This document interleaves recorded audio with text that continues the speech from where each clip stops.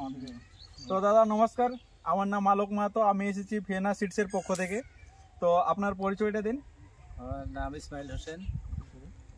ইসমাইল হোসেন। হ্যাঁ, গ্রাম কৃষ্ণপুর, কোনাপাড়া। আচ্ছা, তো এটা কোন জেলাতে পড়ে? কুচবিহার জেলা। আচ্ছা, তো এটা আপনি কি লঙ্কা চাষ করেছেন?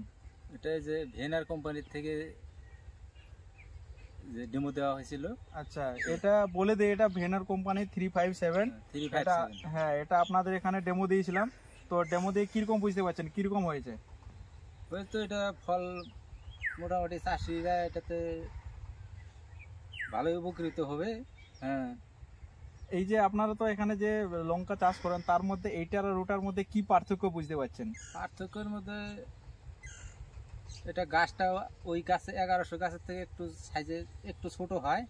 হ্যাঁ, গাছের মরিচের ওয়েটটাও ভালো, গ্রোথটাও যে সবুজ এটা ভালো আছে।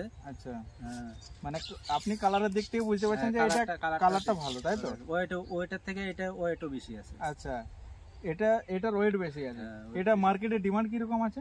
মার্কেটের ডিমান্ড ওয়েটের থেকে এটা চাহিদা বেশি আছে। আচ্ছা, তো আগামী দিনে আপনারা চাষ করবেন?